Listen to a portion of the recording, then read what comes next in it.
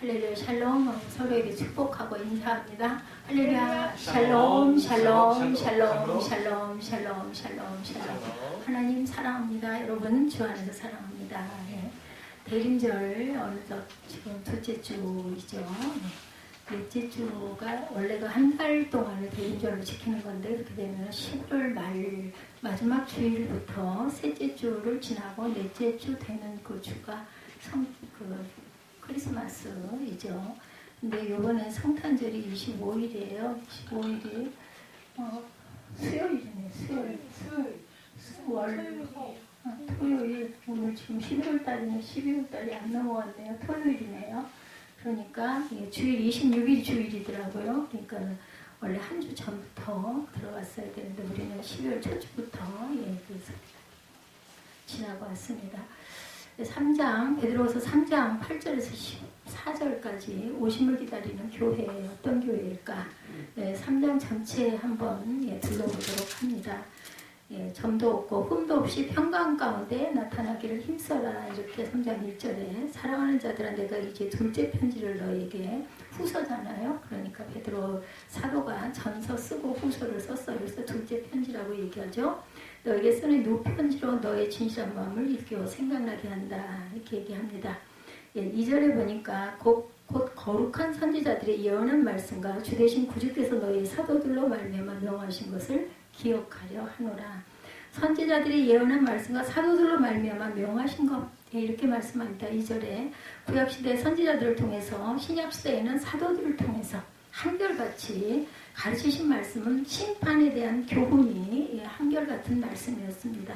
그래서 이사야, 에레미야, 에스겔 등을 통해 가지고 계속 선포하죠. 이스라엘 민족과 이방 민족의 심판을 선포하는 내용들이 이렇게 나옵니다.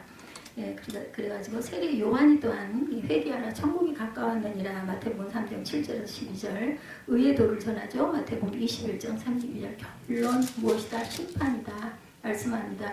예수님의 산상 수훈 가운데서도 또한 말씀하시죠. 마태복음 5장에서 7장 마태복음 7장 21절에서 23절에 또 말씀하십니다. 이런 모든 것 베드로전서 4장 17절 베드로후서 3장 오늘 본문 통해서도 심판에 대해서 하나님이시면서 심판이 시작되고 하나님께서 경건하지 아니한 자들을 불로 심판할 것이다. 불로뿐만이 아니라 개인적으로 본다면 심판이 이제는 전염병으로 이제 핵전쟁보다 더 기가 막힌 시대가 도래되었다라고 얘기하고 제가 생각할 때는 이때일수록 더욱더 하나님의 은혜를 사모하고 더 많이 기도해야 될 때다 저는 그렇게 생각을 합니다. 주께서 강림하시다는 약속이 어디 있느냐 4절에 말하죠. 조상들이 그 잔후로 만물이 처음 창조될 때와 같이 그냥 있다 하니 이는 하늘이 예적부터 있는 것과 땅이 물에서 나와 물로 성립된 것도 하나님의 말씀으로 된 것을 그들이 일부러 잊으려 한다. 일부러 잊어버린다라고 얘기하죠. 인자의 이 마음은 노아 때와 같다라고 마태복음 24장 37절에서 39절에 증거합니다. 이 말씀대로 노아의 때에 홍수로 세상을 심판한 것처럼 마지막 날의 세상을 불로 심판하기 위해서 주께서 강림하신다. 오늘 본문 7절입니다. 자기 정욕을 쫓아 행하는 자들이 죄에 그 강림하신다는 약속이 어디 있냐라는 말은 심판이 어디 있느냐 심판은 없다라는 뜻으로 이건 이단이죠. 디모데후서 4장 3, 4절에도 때가 이르리니 사람이 바른 교훈을 받지 아니하며 진리에서 돌이켜 허탄한 이야기를 따른다. 모두 다 이단입니다. 하나님 말씀과 반대되는 부분을 주장하는 것은 모두 다 이단 사설이라고 생각하시면 됩니다. 모릅니다. 저는 잘 모르지만 성경 말씀에서 예외적인 반대적인 얘기를 하는 사람의 말은 전부 다 이단이고 사설이다. 저는 이렇게 생각합니다. 땅이 물에서 나와 물로 성립된 것 5절에 말씀합니다. 노아의 때 홍수 심판을 얘기하죠. 창세기 1장 6절에서 10절 물 가운데 궁창이 있어 물과 물로 나뉘었다. 창세기 7장 11, 2절 노아가 600세 되던 해 큰 기쁨의 샘들이 터지며 하늘의 창문들이 열려 40주야의 비가 땅에 쏟아졌다. 이렇게 증거하고 있어요. 하늘과 땅 그 동일한 말씀으로 불살하기 위해서 7절에 보면 나오죠. 진노의 7대적 곧 불심판을 얘기하고 있습니다. 이것은 계시록 16, 7장에 증거합니다. 근데 우리가 계시록을 공부하면서도 정말 신비하고 이런 일이 정말로 일어날까? 이런 생각이 나죠. 근데 성경에는 분명히 기록해 나와 있죠. 경건하지 아니한 자들에 대해서 3장 7절에 말씀에 복종하지 아니한 자들을 말하고 있습니다. 베드로서 2장 5절에도 경건하지 아니한 자들의 세상에 홍수를 내리셨다고 말씀합니다. 베드로전서 3장 20절에도 방주를 준비할 동안 복종하지 아니하던 자들이다. 방주 준비하고 노아가 뭐 했어요? 다니면서 전도했어요. 이 방주로 들어와야 너희가 사니까 들어와라. 근데 자기 사위도 코웃음 치고 말을 안 듣죠. 결국은 다 죽고 가족만 살아남습니다. 아무도 멸망하지 아니하고 회개하게 이르기를 원하시느니라. 9절에 말씀합니다. 이렇게 오래 참으시는 것, 알곡과 득정이 그렇게 다 그것을 뽑아내다가 알곡까지 상할까 걱정이 되니 그냥 두어라. 뭐예요? 회개의 때를 기다리고 마지막까지 악한 자까지도 돌아오기를 기다리시는 긍휼의 하나님이죠. 요한복음 3장 17절 12장 47절에 내가 온 것은 세상을 심판하려 함이 아니요 세상을 구원하려 한다. 데살로니가전서 5장 9절에도 우리를 세우시면 노하심이 이르게 하심이 아니요 구원을 받게 하심이라. 디모데전서 2장 4절에도 하나님은 모든 사람이 구원을 받으며 진리를 아는 데에 이르기를 원한다라고 말씀합니다. 14절에 너희가 이것을 바라보느니 주 앞에서 점도 없고 흠도 없이 되기를 원한다라고 말씀하죠. 평강 가운데서 나타나기를 힘쓴다. 점도 없고 흠도 없이 평강 가운데 나타나기를 힘쓴다라고 말씀합니다. 천국을 바라보는 사람은 육체의 정욕을 쫓지 말고 생명의 말씀을 지키고 가야 된다라는 거죠. 빌립보서 2장 12절에서 16절 여러분들 잘 아시는 말씀입니다. 항상 복종하여 두렵고 떨림으로 너희 구원을 이루라. 우리의 구원은요, 여러분들 두렵고 떨림 가운데 이루고 가야 합니다. 이는 너희가 흠이 없고 순전하여 어그러지고 거스르는 세대 가운데서 하나님의 흠없는 자녀로 세상에서 그들 가운데 빛들로 나타내며 생명의 말씀을 밝혀서 나의 다름질이 헛되지 아니하게 하려 함이라고 말씀하죠. 베드로 후서 2장 13절 점과 흠 그리고 호색 그리고 탐심 자기 영광 이런 것들이 점과 흠입니다. 자기 영광을 위해서 무엇을 공부하거나 연구하거나 발표하거나 누구를 질타하거나 해서는 절대로 안 되죠. 평강 가운데 나타나기를 힘쓴다라는 건 심판날에 두려움 없이 주님 앞에 담대히 나타나기를 힘쓰라는 거죠. 요한일서 4장 17, 18절입니다. 사랑이 우리에게 온전히 이루어진 것은 우리는 심판날에 담대함을 가져가려 하느니 사랑 안에 두려움이 없고 온전한 사랑이 두려움을 내쫓나니 두려우면 형벌이 있으리라. 그래요, 여러분들. 두려워하지 않는 마음, 두려움이 없는 담대한 마음이 우리에게 힘을 줍니다. 용기를 주고 그리고 아주 뭐랄까 결단의 마음을 주죠. 그래서 저는 이해할 것 같아요. 바울이 내가 어느 곳에 있든지 죽든지 살든지 나는 그리스도만 전하느라 한 거는 생명을 내놓으면 무서울 것이 없습니다. 이런 마음이 있으면 우리가 정말 무모할 정도로 우리 일부 예배 매니아라는 이야기를 했는데 그리스도 매니아, 교회 매니아들이 될 줄로 믿습니다. 다른 성경과 같이 그것을 억지로 풀다가 스스로 멸망에 이른다. 16절에 이렇게 말씀하죠.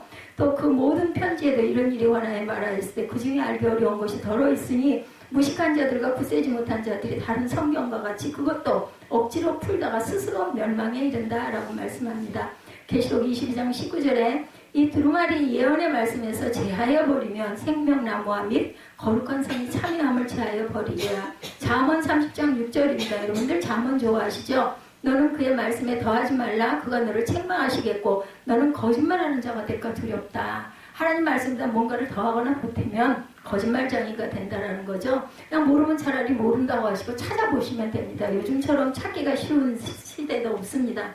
마태복음 5장 19절에 이 계명 중에 지극히 작은 것 하나라도 버리고 그같이 사람을 가르치는 자는 천국에서 지극히 작다 일컬음을 받을 것이요. 그뿐만이 아니죠. 하늘나라에 들어가지 못합니다. 불법한 자들의 미혹에 이끌린다. 17절에 말씀하고 있어요. 사랑하는 자들아 너희가 이것을 미리 알았은즉 모험한 자들의 미혹에 이끌려 너희가 굳센 데서 떨어질까 삼가라고 말씀하죠. 불법한 자들의 미혹에 이끌려가는 시대별 교회에 대해서 창조 시대는 에덴 동산이었습니다. 창세기 3장 1절에서 6절 출애굽 시대에 그리고 광야교회가 있었죠. 신명기 30장 17절, 시편 95편 10절, 히브리서 3장 10절입니다. 주님 시대 마태복음 7장 15절에서 20절에 나타납니다. 성령 시대 사도행전 20장 28절 그리고 베드로 후서 2장 1절부터 오늘 3장까지의 내용이 바로 성령 시대입니다. 그리고 유다서 1장 3절에서 4절 재림 시대는 계시록 3장 그리고 13장에 증거하고 있다는 것. 베드로후서 3장 전체의 중요한 부분들을 여러분들에게 전해드렸어요. 우리 인생에 여러분들 항상 하루하루 살아갈 때 어떠세요? 크고 작은 기다림들이 항상 있어요. 그 기다림을 잘 기다릴 줄 알아야 한다는 것 잊지 마시기 바랍니다. 특히 꿈을 이루기 위한 인생 설계에는 반드시 기다림이 따른다는 거죠. 그래서 오래 참음이 굉장히 중요하다라는 생각이 들어요. 근데 우리가 참 오래 참는 걸 잘 못해요. 특히 한국인들이 항상 빨리빨리 바빠 이러다가 때를 놓치기도 하죠. 씨를 뿌리는 농부들은 무엇을 기다려요? 풍성한 수확을 기다립니다. 꿈을 이루기 위한 설계에는 항상 이렇게 기다림이 있다라는 것. 그때 그 기다림 속에 어렵고 힘들고 고난스럽고 그죠? 예, 캄캄하고 절망스럽고 이런 부분들도 많이 다가옵니다. 그럴 때일수록 우리는 믿음을 굳게 붙들고, 믿음은 여러분들 무엇으로 느낌이 오세요? 빛으로 저는 느낌이 옵니다. 빛 가운데로 걸어가면, 그죠? 주께서 내게 더하시리니 라고 찬송에도 나와 있습니다. 항상 우리는 어둠을 버리고 빛 가운데로 걸어 나가야 할 줄 믿습니다. 열심히 공부하는 학생들은 좋은 학교에 진학하든지 좋은 직장에 취직하기 위해서, 그죠? 그래서 기다립니다. 그리고 뭐 그냥 멍하니 기다리고 있는 게 아니죠. 열심히 구하고 기도하고 기다리고 그리고 바라봐야 되겠죠. 그리고 장사하는 사람들은 작년보다 높은 수익을 기대하면서 더 열심히 노력하고 기다림의 씨를 뿌립니다. 근데 기다린다는 것은 원하는 대로 다 이루어지는 것은 아니에요. 안타깝게도. 저와 여러분들은 무엇을 어떻게 2021년 기다리고 여기까지 오셨습니까? 달력을 보면 30일 날짜 여기 이 달력에도 있는지 모르겠는데 대강절 우리는 지금 대림절이라고 써져 있는데 대림도 되고 대강도 됩니다. 성탄전 아까도 말씀드렸지만 4주 전부터 주일부터 시작되는데 그렇게 해서 대림에 한 주, 두 주, 세 주 이렇게 가고 넷째 주에 예수 그리스도께서 오시는 주일이 있죠. 우리의 구원을 위해서 오신 예수 그리스도, 우리 죄를 대신 지시고 십자가에 죽으셨으나 사흘 만에 다시 사신 사실을 믿고 기다리고 구하는 저와 여러분들 성도들이죠. 하늘에 오르신 주님은 이 땅에 다시 오실 것, 그것을 또한 고대합니다. 대림절은 성탄절을 앞두고 다시 오실 주님을 맞이하기 위한 준비하는 절기이죠. 예수님의 재림을 맞이할 준비가 제대로 되어 있다면 성탄절을 준비하는 그 자세들이 제대로 되어 있다라고 할 수 있다라는 것. 어떤 자세로 다시 오실 주님을 기다려야 하는지 우리 함께 오늘 말씀 속에서 살펴보기로 합니다. 제가 중요한 구절들을 말씀드렸고 아마도 기록하신 분들은 나중에라도 꼭 한번 찾아보시기 바라요. 1세기에 경건한 이스라엘 백성들은 선지자들의 예언을 믿고 로마의 압제에서 해방을 가져다주고 경제적 사회적으로 불안한 상황에 하나님의 공의를 실천하고 샬롬을 가져다줄 메시아의 오심을 간절히 기다렸어요. 어떤 가운데 온다고요? 샬롬의 평강 가운데 오리라고 오늘 본문의 말씀에도 분명히 있죠. 평강 가운데 올 수 있는 것. 우리가 참 많이 구하는 것 평강입니다. 근데 그 평강이 아무렇게나 오지는 않아요. 여러분들 두려움과 염려와 근심과 걱정을 모두 다 비운 상태가 샬롬의 평강을 이룬다라는 걸 여러분들 아마 아실 겁니다. 알면서도 잘 되지가 않아요. 그죠? 뭔가 자꾸 일이 닥쳐오다 보면 이건 또 어떻게 하면 좋아? 이것도 이 일은 어떻게 해결을 해야 돼? 이런 염려가 오는 거죠. 하나님께서 정하신 때 예수님이 오셨을 때 유대인들의 반응이 어땠어요? 예언이 이루어진 것을 감사하며 하나님께 영광을 돌리고 국가적인 환영의 행사를 벌였을까요? 그들의 대표적인 반응이 마태복음 2장에 나타납니다. 예수님의 탄생에 먼저 반응을 보인 것 누구였어요? 하나님의 언약과 전혀 상관없는 처럼 보이는 이방인인 동방 박사들이었어요. 그들은 어느 날 밤하늘에 빛나는 신비한 별, 우리 선국도 굉장히 많이 했고 유년부들 연극도 많이 보기도 하고 직접 한 그런 저도 기억이 나요. 어렸을 때 그것을 연극으로 했을 때 치장을 하고 했던 기억이 납니다. 그들은 그 별을 왕의 탄생의 징조로 알고 별의 임자를 찾아서 길을 떠나죠. 그 별이 빛나는 쪽을 향해서 유대인의 왕으로 나신 이가 어디 계시뇨? 우리가 동방에서 그의 별을 보고 그에게 경배하러 왔노라 이렇게 말씀하고 있어요. 박사들이 던지는 질문 때문에 헤롯 왕과 온 예루살렘이 큰 소동이 일어납니다. 유대인의 왕이 태어났다는 소식에 가장 민감한 반응을 보인 사람은 당연한 헤롯 왕이었죠. 헤롯은 그 아기의 탄생을 왕권에 대한 위협으로 생각하고 그 장소가 어디인지 종교 지도자들에게 은밀하게 물어보죠. 나도 가서 경배할 거니 나에게 좀 가르쳐달라 얘기합니다. 그들은 미가 선지자의 예언을 기억하면서 메시아의 탄생 장소가 유대 베들레헴이라고 주저하지 않고 대답을 합니다. 종교 지도자들은 메시아가 장차 오실 것도 알고 베들레헴에서 태어나게 될 것도 알고 있었지만 유대인의 왕이 태어난 사실로 인하여 흥분하거나 그분을 만나러 베들레헴에 가지는 않았다라는 거. 이방인들이 먼저 찾아갔다라는 거예요. 그들의 지식은 공허한 지식이고 그들의 기다림은 막연한 기다림이었습니다. 박사들은 유대인의 왕을 찾아 수만리를 왔지만 종교 지도자들은 아기 예수를 향하여 한 발자국도 떼지 않았다. 헤롯은 박사에게 별이 나타난 때를 자세히 묻고 그 아이가 있는 장사를 알려주면 나도 찾아가서 경배를 하겠다고 마음에 없는 거짓말을 합니다. 근데 여러분들 아세요? 거짓말하면요 아주 아무렇지도 않게 너무나 당연하게 얘기를 해도 듣는 사람이 감동이 하나도 없어요. 그래서 전하는 자나 듣는 자가 한 마음이 될 때 공감이 나타나고 은혜가 나타나고 마음에 울림이 있는 거죠. 아무리 열심히 전해도 받는 사람들이 딴 생각을 하고 있으면 절대로 들리지가 않습니다. 유대인들의 무덤덤한 반응은 예수님이 태어날 때만 나타난 것이 아니에요. 회개하라 천국이 가까웠느니라 하시면서 예수께서 공생의 사역을 시작하시죠. 천국 복음을 전하시고 수많은 기사와 이적을 행하셨으나 대부분의 유대인들은 예수님을 영접하지 않았다는 것. 지금도 이스라엘에 가가지고 유대인들에게 그리스도를 전하는 게 가장 힘들다고 전도가 그렇게 제일 안 되는 사람들이 바로 유대인들이라고 합니다. 도리어 종교 지도자들을 중심으로 예수를 대적하다가 마지막에는 하나님의 아들을 하나님을 모독하였다는 제목으로 십자가에 매달아 죽인 사람들이 바로 유대인들이죠. 하나님은 당신의 백성들이 예수님을 영접하기 원하셨으나 그들은 끝까지 거부합니다. 예수님은 예루살렘아 예루살렘아 이 선지자들을 죽이고 내게 파송된 자들을 돌로 치는 자여 암탉이 그 새끼를 날개 아래 모음같이 내가 내 자녀를 모으려 한 일이 몇 번이더냐 말씀합니다. 그러나 너희가 원하지 아니하였도다. 보라 너희 집이 황폐하여 버려진 바 되리라. 마태복음 23장 37, 8절입니다. 그렇게 말씀하시면서 장차 망할 예루살렘 성을 안타깝게 바라보시고 눈물을 흘리시죠. 예수님 오늘 우리를 바라보시면 뭐라고 말씀하실까요, 여러분들? 이 자리에 계신 분들은 정말로 주님을 온전하게 영접하셨다라고 자신있게 손을 들고 저요 하실 수가 있습니까? 그분을 나의 주님으로 왕으로 모시고 있습니까? 정말로 주님의 다시 오심을 또한 여러분들을 사모하고 계십니까?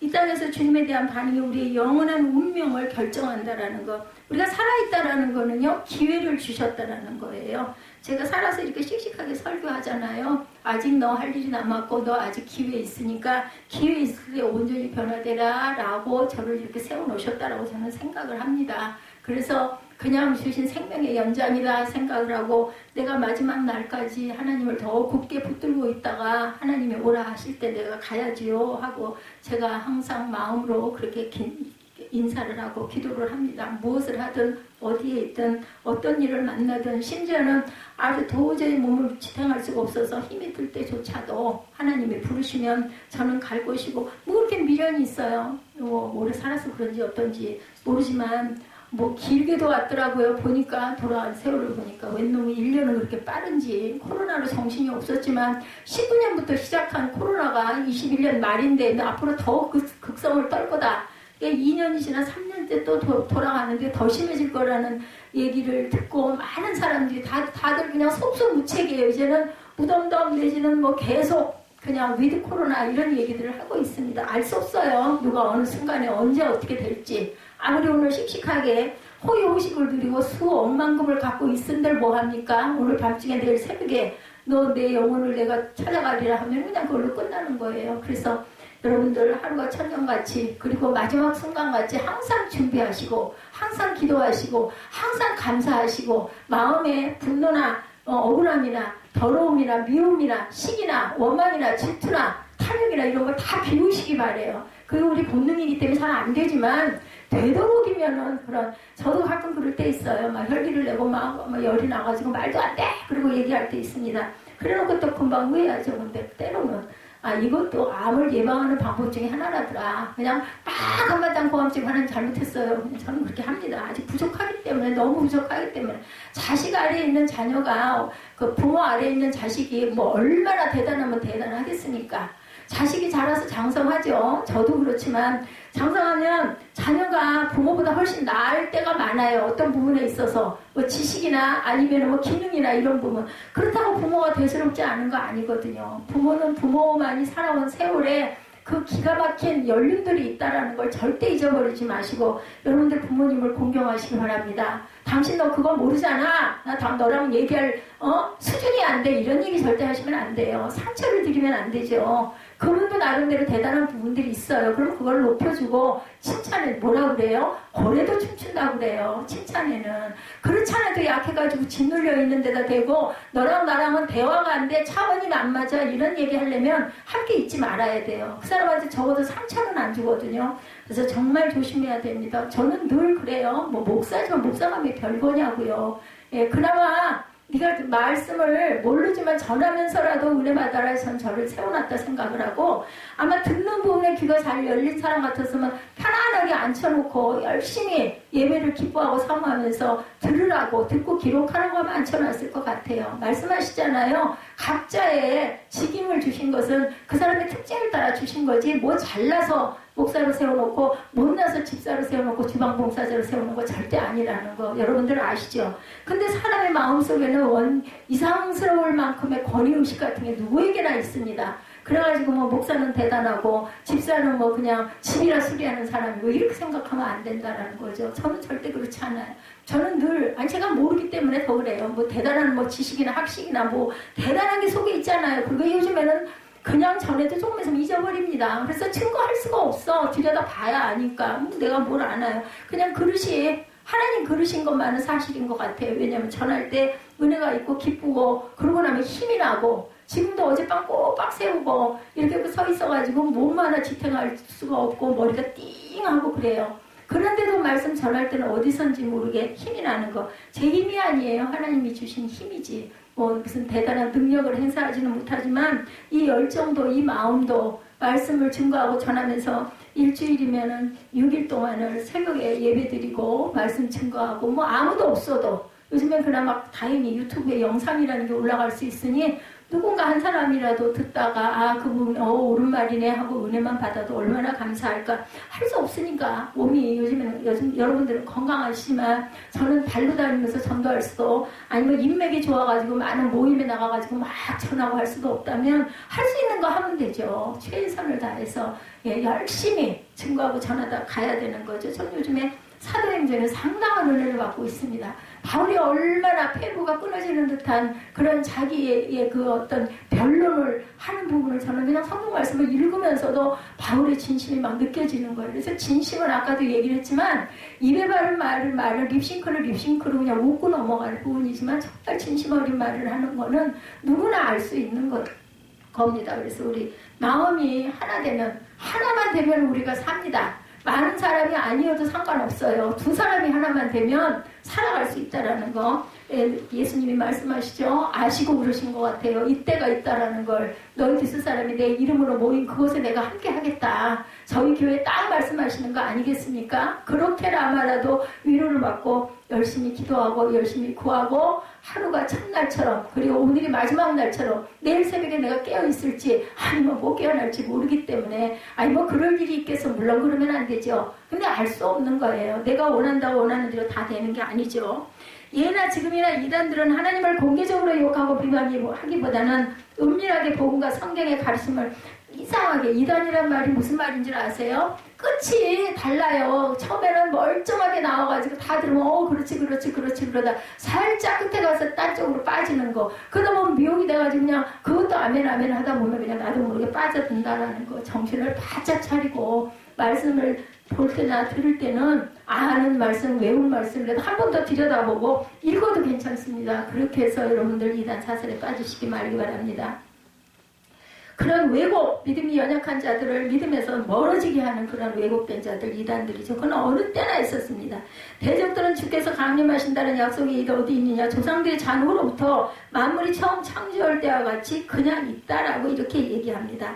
예수님의 승천은 후시에 다시 오신다 했는데 한 세대가 지나도 오지 않았다는 것이죠. 따라서 주님의 재림은 없다. 그런 것을 믿지 말라고 합니다. 그들은 재림을 부인하기 때문에 심판에 대한 두려움이 없고 행위에 대한 심판도 믿지 않습니다. 겁날 게 없죠. 무서울 게 없죠. 그 다음에 이 사람들에게 부활이 있겠습니까? 부활은 없어요. 재림을 안 하시는데 무슨 부활이 있겠습니까? 자기 편한 대로 세상이 끝나는 건 없어. 근데 나는 죽으면 부활할까? 이건 말도 안 되는 얘기인 거죠. 아주 욕심이 정말 뭐를 이룬 거죠. 그들의 삶의 특징은 허세과 탐심입니다. 그럴 수밖에 없죠. 오늘 먹고 죽으면 그만이다. 이런 사람들이 무슨 걱정이 있겠습니까? 허세과 탐심이죠. 그래서 예수님은 거짓 선지자들을 판단하실 때 그 열매로 그 나무를 보고 알아라. 마태복음 7장 15, 16절이죠. 이런 사람들은 주님이 다시 오실 때 전혀 준비되지 않은 모습으로 있다가 멸망을 당할 것이라는 거죠. 예, 그렇죠. 열매 맺지 않는 무화과 나무 여러분들 아시죠? 주님의 재림이 지연되는 이유에 대해서 8절, 9절에 말씀하고 있죠. 주께는 하루가 천년 같고 천년이 하루 같다는 이 한 가지를 잊지 마라. 주의 약속은 더디다고 생각하는 것 같이 더딘 것이 아니라 너희를 대하여 오래 참고 아무도 멸망하지 않고 회개하기에 이르기를 원하고 기회를 주고 계신다라는 것. 저 같은 자에게 기회를 조금 더 줄게. 너 있으면서 잘 마무리해. 그리고 너 잘못된 부분들 회개하고 변화돼서 나한테 온전히 올 수 있도록 자격을 좀 더 갖춰라 하고 저를 세워놓으셨다라고 저는 확실하게 솔직하게 그렇게 믿고 구합니다. 예, 재림이 지연되는 것은 하나님의 긍휼이라는 거 잊지 마십니다. 근데 그게 언제 올지 우리는 아무도 몰라요. 몇 천 년 전부터 수천 년 전부터 했어도 아직까지도 그런 끝이 오지 않았네. 근데 세상이 어떻게 변해갑니까? 성경에 나온 대로 자꾸 변해가고 있죠. 예, 이렇게 이제는 질병을 통해서 우리가 어떻게 될지 알지 모르는 그러한 상황으로 바꿔놓으셨어요. 저는 17일 날부터 3차 코로나를 맞을 수 있는 자격이 있다라고 얘기를 하더라고요. 그래서 그 날짜를 이제 예약을 해서 정해놓으면 그 시간에 가서 주사를 맞는데 제발 연말까지 제가 설교도 많고 그죠? 우리 밤에 모임도 있고 막 그런데 이때 아프지 말아야 할 텐데 왜냐면 1차 때 너무나 많이 아팠기 때문에 그래도 맞기는 맞아야 되겠죠. 그래서 순종해야 합니다. 나라의 국가의 정책에도 순종하고 대통령 선거하는 부분에도 열심히 좀 관심을 갖고 투표권 행사하고 그렇게 해서 이 땅에 이 나라가 하나님 보시기에 온전한 땅이 되도록 마음으로 아니면 행함으로 기도하는 저와 여러분들이 되셔야 되겠죠. 하나님은 시간 속에서 역사하시지만 그와 더불어 시간을 초월해서 계시면서 세상의 과거와 현재와 미래를 모두 아시고 당신의 뜻을 이루어 가십니다. 내가 돌아갈 날이 언제일지 모르지만 하나님께서 나를 짓기 전부터 아셨겠죠. 네가 언제쯤 그런 대단한 수술을 할 것이고 그러고 나서 얼마만큼 더 있다가 너는 나한테 어떤 모습으로 올고 있다. 이것도 아신다라는 거죠. 우리가 원할 때 우리가 바라는 대로 일이 이루어져야 한다고 생각하는 것은 교만이라는 거죠. 교만. 준비할 뿐이에요. 열심히 노력하고 애쓰고 최선을 다해서 살고 시간을 감사하고 아끼면서 우리 젊은 지금 청소년들 너무나 안타깝고 가슴이 아픕니다. 제 아들을 비롯해서 어떻게 그렇게 시간을 저렇게 쓸까. 나 어렸을 땐 저러지 않았는데 정말 바쁘고 정말 정신없고 그냥 공부만 하려도 시간이 모자라가지고 시험 볼 때는 그냥 눈이 빠지게 들여다봐도 온전한 점수를 못 받고 애를 썼는데 요즘 청소년들은 너무나 여유가 만만하고 여유가 자작한 것 같아요. 물론 다 그렇지는 않겠죠. 시간을 그렇게 귀하게 쓰는 그런 학생들도 많이 있을 것입니다. 근데 저희 주변에는 그런 아이들이 너무나 많이 보여서 마음이 아픕니다. 그리고 적어도 이런 마음이 자꾸 들어요. 아무리 부족하고 아무리 무식한 부모라도 부모가 원하는 대로 부모가 조언하는 대로만 좀 인정을 하고 따라주기만 해도 아이들이 중간 이상은 갈 텐데 따르지 않는 게 문제고 들으려 하지 않는 게 문제고 말 많이 하면은 잔소리 한다고 해서 더 안 들으려고 하니까 문제인 거죠. 뭐라고 말씀하세요? 이사야 55장 8, 9절 말씀 잘 아시는 말씀이죠. 내 생각이 너희의 생각과 다르고 내 길은 너희의 길과 다름이라고 말씀합니다. 내 길은 너희의 길보다 높고 내 생각은 너희의 생각보다 높음이라고 말씀합니다. 모든 일은 하나님의 때에 하나님의 방법으로 이루어진다는 우리 에스더 전사님이 이 기도 이거 굉장히 말씀 잘 하시죠. 네, 하나님의 방법으로. 앞으로는 제가 특별한 날이 아닐 때는 앞에 기도하는 부분을 뺄 거고 묵상 들어갈 때 그때 제가 여러분들이 그 써서 내신 기도에 대한 부분은 제가 읽어드리든지 축복을 해드리든지 이렇게 하겠습니다. 그동안 훈련이었고요.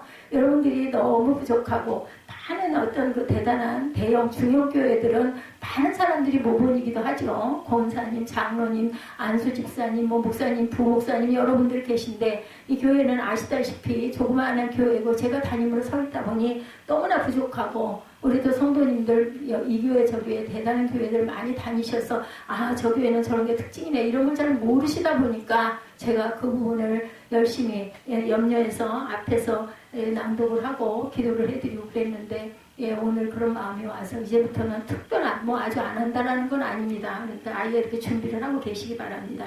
기도하시는 대표 기도하시는 분은 미리 마음을 먹고 계시다가 찬양이 줄어들고 제가 기도하시겠습니다 하면은 그냥 기도하시면 됩니다. 모든 일은 하나님의 때 하나님의 방법으로 이렇게 이루어져 갑니다. 따라서 우리가 인정해야 할 것은 하나님의 때가 가장 좋은 때라는 것. 우리의 생각과 달리 일이 진행된다 할지라도 여전히 하나님을 신뢰하고 하나님의 뜻대로 살아가야 한다는 것.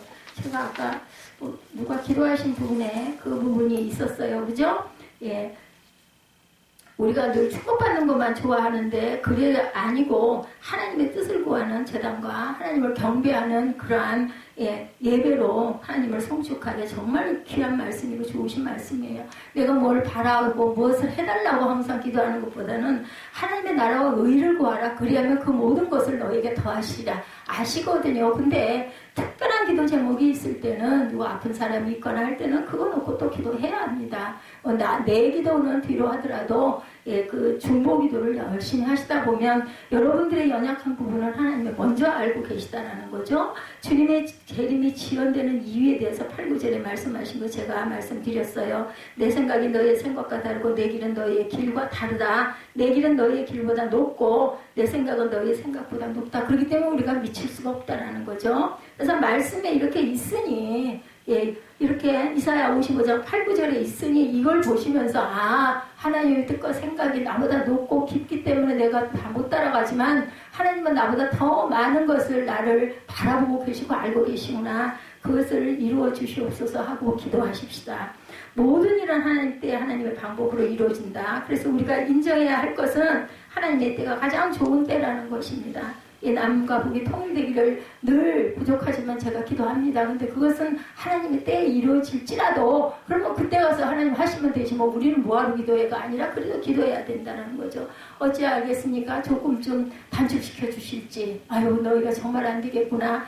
북한 동포들 너무나 불쌍하구나 해가지고 시선을 돌려서 너무나 빨리 몇십 년이라도 당겨서 해주실지 모르기 때문에 우리는 항상 구해야 되죠.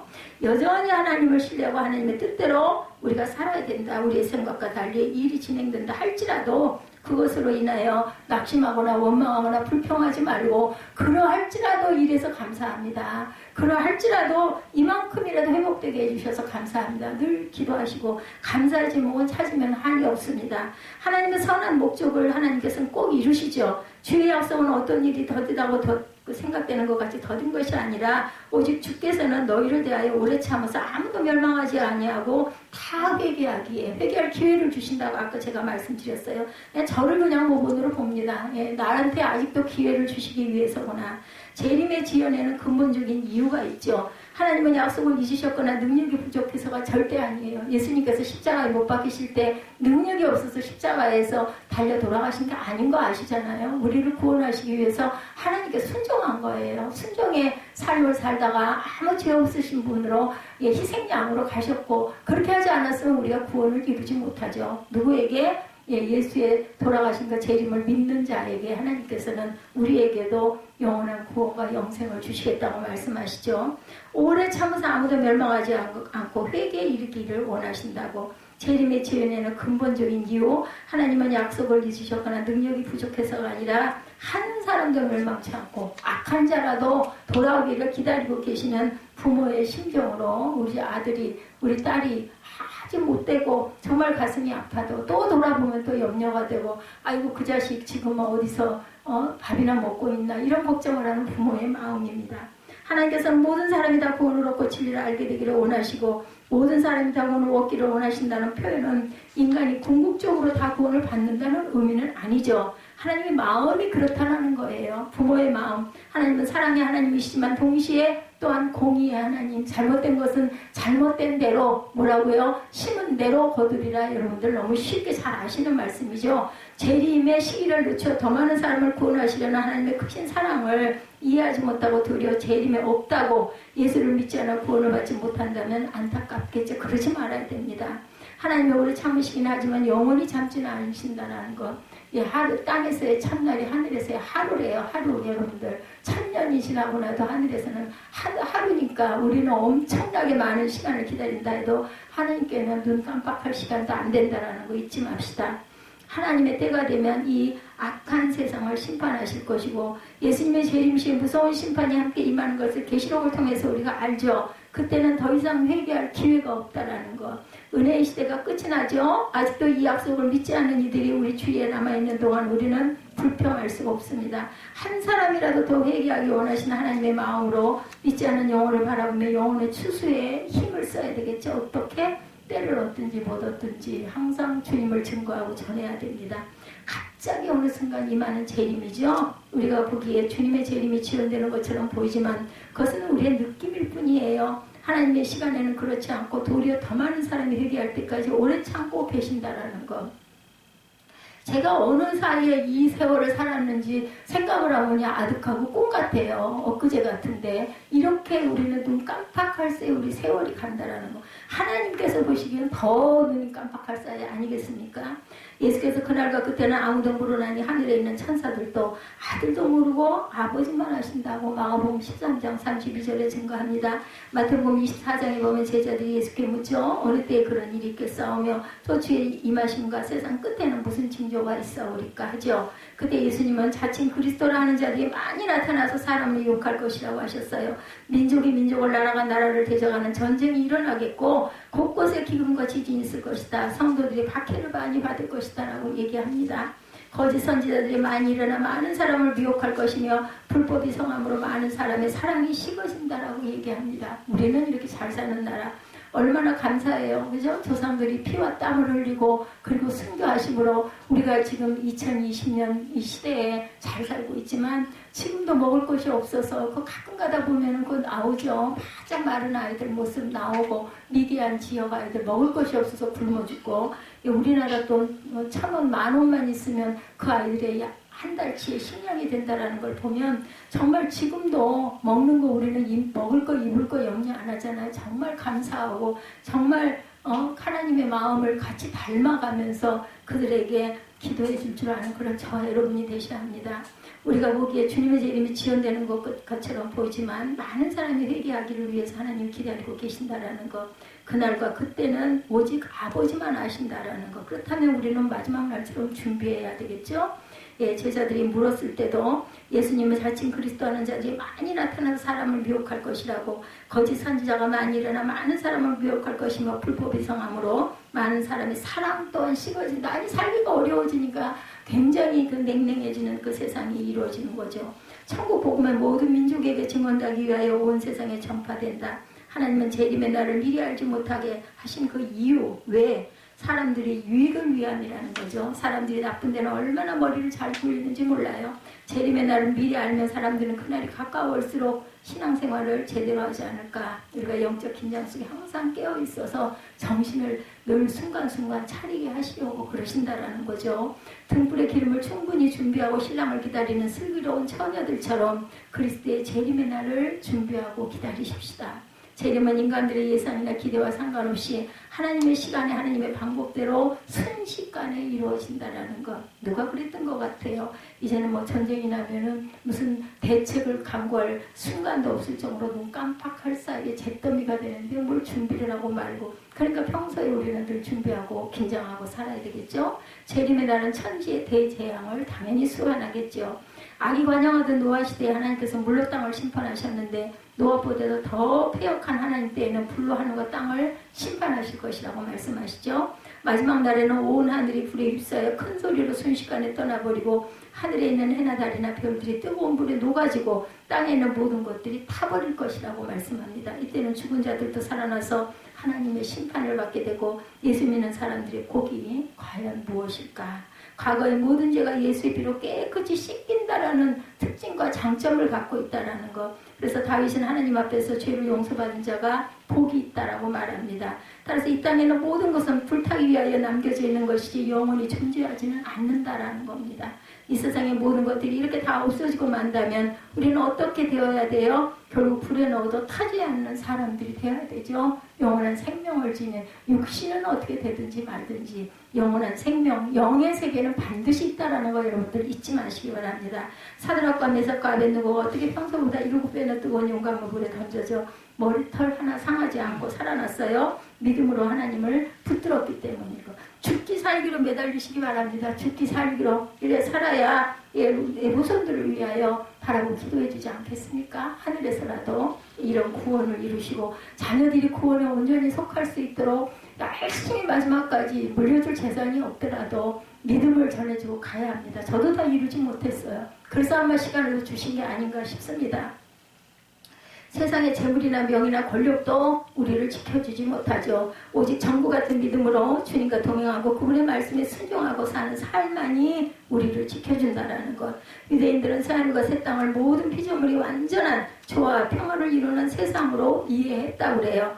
새하늘과 새 땅이 어떤 곳일까요? 현재 사는 지구 말고 하나님이 예비하신 또 다른 별을 가리키는 것일까? 현재 우리가 가진 제한된 지식이나 경험으로는 새하늘과 새 땅이 도대체 어떻다고 말할 수가 없습니다. 새하늘과 새 땅이 임하게 될 때 가장 두드러진 변화는 이미 죽은 하나님의 백성이 다 살아나고 다시는 죽음을 경험하지 않게 되는 것과 사람이 죄의 허물을 벗고 천사의 상태 같은 모습으로 변형된다라는 것. 그때 우리가 현재와는 차원이 다른 몸을 가지게 될 것이고 현재와는 차원이 다른 곳에서 영원토록 살게 될 것이고 예수께서 우리의 눈에 눈물을 닦아주실 것이라고 그러죠. 구약에 의하면 주의 날은 이스라엘에게는 승리의 날이고 요엘 3장 14절에서 18절이죠. 대적들에게는 어두움과 패배의 날 이사야 13장 9절에서 11절입니다. 마지막 때에 그리스도를 믿는 자들은 영원한 구원 속으로 들어가지만 그리스도를 믿지 않는 자들은 영원한 멸망 속에 빠집니다. 재림 때의 사람들이 행한 모든 것이 낱낱이 드러납니다. 예수님의 재림 때 선지와 회개치 않은 인류에 대한 하나님의 심판이 공개적으로 진행되죠. 심판 후에는 새하늘과 새 땅이 나타나고 그곳에 들어가려면 하나님의 뜻대로 살아야 되죠. 의로운 삶을 살아야 합니다. 재림을 준비하는 자세는 그럼 과연 어떨까? 거룩한 행실과 경건함으로 그날을 바라봅니다. 여러분들 기억하시죠? 밤유행과 아무것도 안 하고 힐옷 입고 촛불 켜놓고 기다렸는데 그 날짜까지 예언을 받았는데 그날에 아무것도 일어나지 않았어요. 하나님이 원하시는 건 그런 게 아닙니다. 우리는 일상을 열심히 살면서 마음에 하나님을 더욱더 온전하게 모시고 기도하는 삶을 살아야 되겠죠. 베드로는 주님의 재림을 언급한 후에 너희가 어떤 사람이 되어야 마땅하냐라는 수사적 질문을 던지면서 재림을 준비하는 그리스도인의 자세에 대해서 말씀하죠. 종말론 세미나도 좋고 종말론에 관한 책을 읽는 것도 좋지만 삶 속에서 어떻게 하나님의 뜻대로 행하면서 하나님께 영광을 돌려야 할지 생각하며 실천하는 것이 중요합니다. 행함이 있는 삶을 살아야 되는 거예요. 제가 아주 기분이 없죠. 뭘 좀 먹고 싶은데 이렇게 생각을 하면서 아주 정말 싫어. 가기가 싫어. 그런데도 먹기는 먹어야 되고 몸 생각을 요즘에는 합니다. 이걸 먹어야 되고 저것도 먹어야 되고 그러니까 다니면서도 이것저것 자꾸 입에다 넣어보고 막 그래요. 그러면서 문득 깨달은 게 있어요. 그래 이거 다 하는 얘기예요. 이거 만들지 않으면 행하지 않으면 내 입의 건강을 돕는 음식이 돼서 내 입에 들어가지 못하지. 해야지. 우리의 삶이 그래야 되지 않을까요? 행해야 합니다. 알긴 알아. 근데 세상 살다 보니 다 그렇지. 이렇게 합리화하시지 마시기 바랍니다. 이 세상과 세상에 속한 모든 것들이 불 가운데 놓아져 버릴 것이에 세상에만 관심을 두지 말고 그리스도에게 소망을 두십시다. 거룩하다는 말에는 구별한다는 의미가 있죠. 성도들은 성경적인 가치관을 가지고 부르기에 합당한 삶을 살아야 합니다. 경건으로 번역된 유세베이아는 유라는 접두와 세베이아라는 말이 결합한 단어입니다. 유라는 말은 영어의 웰이라는 뜻이고 세베이아는 섬긴다, 봉사하는, 잘 섬긴다는 뜻을 갖고 있어요.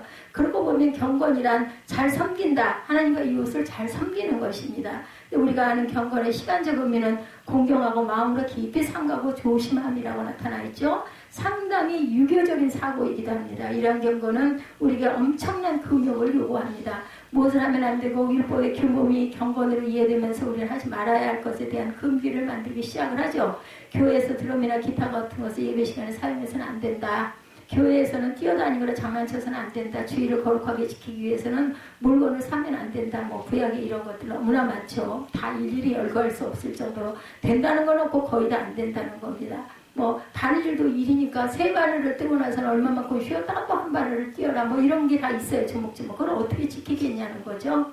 예, 교회에서는 청년들이 연애를 하면 안 된다. 틀린 말은 아닙니다. 이런 일이 깊이 삼가고 조심하는 데는 방해가 되는 것이기 때문에. 그런데 이런 사전적인 의미의 경건을 지킨다고 하나님께서 바라시는 사람이 되는 것이 보장이 되겠습니까?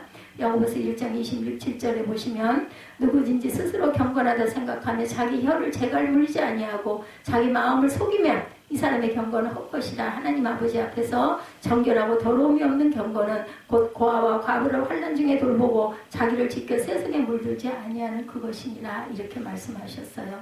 항상 마음으로 깊이 삼가고 조심하면서 사는 것만이 경건으로 생각한다면 신앙생활이 쉽지 않겠죠.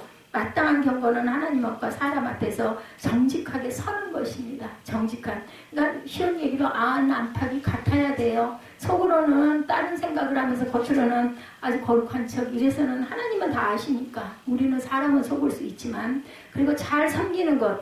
복음에 합당한 삶을 사는 것은 우리가 조심해서 되는 것이 아니라 우리에게 주신 기쁨을 누리면서 자연스럽게 나오는 행동이어야 되죠. 나를 지키는 거룩한 행실과 더불어 하나님께 이웃을 잘 섬기는 봉사의 기쁨이 있어요. 우리 봉사하는 거 어때요? 힘들잖아요. 아유 힘들어서 내가 이걸 왜 꼭 내가 해야 돼. 이런 분은 봉사 길게 못합니다. 봉사하면서 기쁘고 감사해야 되는데 너무 공부하고 힘드니까 아이고 힘들어, 아이고 이거 좀 안 하면 안 되나 이런 생각을 하게 된다는 거죠.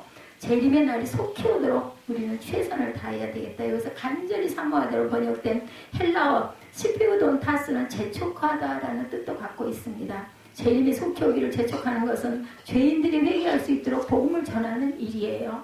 하나님의 원대로 계획한 섭리에 변함이 없지만 그것을 적용하는 과정에서 사람들이 하나님께 대한 반응이 영향을 미친다라는 것. 예수께서 주기도문에 나라에 임하옵시고 이렇게 말씀하죠. 마태복음 6장 10절에 기도하라고 가르쳐 주셨어요. 종말에 관한 예언 중에 이 천국 복음이 모든 민족에 전하기 위하여 온 세상에 전파되리니 그제야 끝이 온다. 마태복음 24장 14절입니다. 그렇게 말씀하시면서 하나님의 뜻이 이루어지는데 성도들의 순종이 중요함을 보여주시죠. 재림과 심판의 날에 하늘이 불타고 세계가 녹아버리는 대재앙이 일어나지만 그리스도인들은 하나님의 약속대로 새하늘과 새 땅에 있어야 된다. 그것은 새로운 질서가 지배하는 곳이고 의로운 자들이 거하는 곳입니다. 따라서 그곳에 살게 될 성도들은 지금부터 그곳에 살기에 합당한 삶을 살 대로 힘쓰면서 그날을 맞이할 준비를 해야 합니다. 모든 성도들은 경건하게 살다 그날의 주 앞에 점도 없고 흠도 없이 평강 가운데 나타나기를 힘쓰라고 말씀하죠. 구약시대에 제물을 바칠 때 온전하여 흠이 없는 짐승만을 선별하여 희생제물로 드렸어요.